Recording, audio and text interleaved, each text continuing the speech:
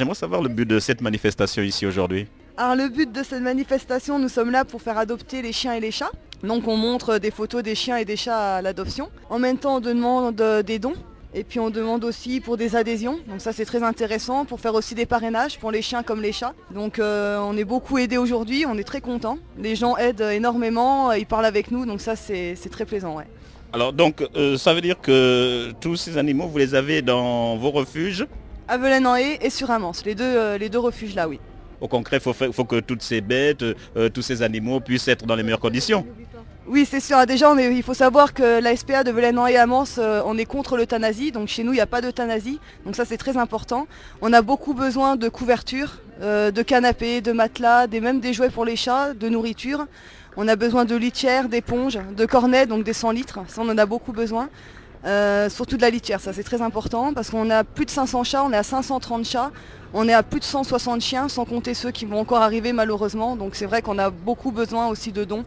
Et des parrainages, c'est très intéressant aussi. Puisqu'on sait que les beaux jours arrivent, est-ce que malheureusement, on va arriver dans une période où on va vous amener beaucoup d'animaux abandonnés par leur maître parce qu'ils vont en vacances? Malheureusement, oui, il va y avoir encore beaucoup de chatons à partir de mai. Donc il faut savoir aussi, c'est aussi des chiens ou des chats qui viennent suite à des deuils. C'est pas que des abandons.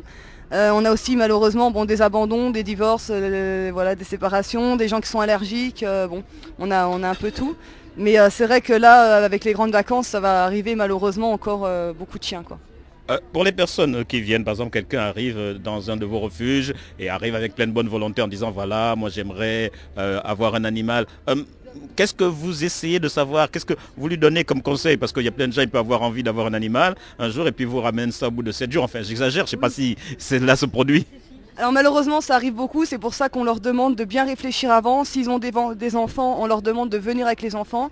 S'ils ont d'autres chiens, on leur demande aussi de venir avec le chien pour voir comment ça se passe, parce qu'on ne veut pas que les chiens ou les chats soient adoptés puis qu'ils reviennent quelques temps après parce qu'il va encore avoir une excuse.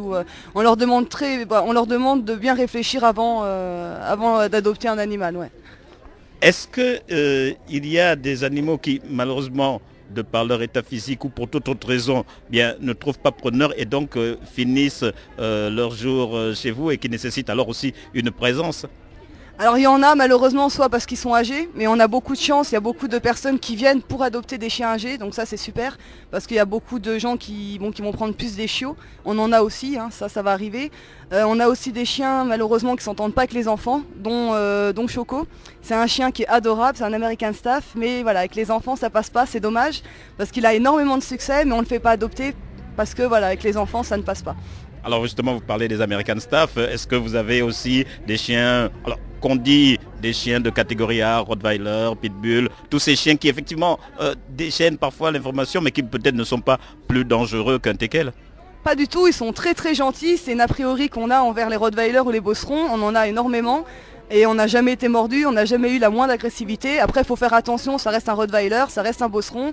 C'est vrai que s'il a une balle dans la gueule, par exemple, il faut faire très attention. Quand on rentre dans la cage, c'est pareil, on rentre pas comme ça en étant en totale confiance au chien, ça non. Un chien reste un chien, donc il faut faire attention. Mais c'est des chiens qui sont adorables et voilà, quoi. Il n'y a rien à redire sur les chiens qu'on a à Velaine ou à Amance. Alors, dernière question, est-ce que vous, à la SPA, alors que ce soit au niveau local ou au niveau national, vous ne regrettez pas qu'on a entendu aucun candidat, par exemple, dans aucun de ses discours, parler un peu quand même de la condition animale?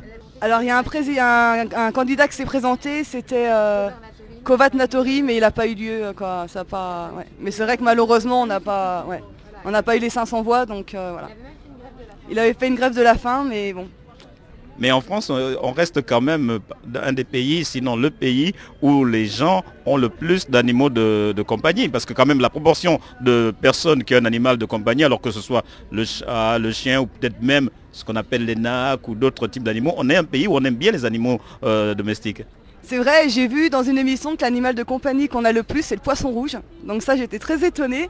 J'aurais dit le chat, mais non, c'est le poisson rouge. Mais c'est vrai que même à la SPA, on a des fois des lapins, des cochons d'Inde. On peut avoir des hamsters, des rats, donc ça, faut y penser. À Amance, c'est pareil. Dans les autres SPA aussi.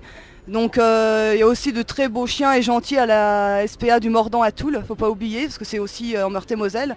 Donc faut mieux adopter un chien à la SPA plutôt que sur le Bon Coin, parce que beaucoup de personnes disent que les frais sont chers, alors que pas du tout.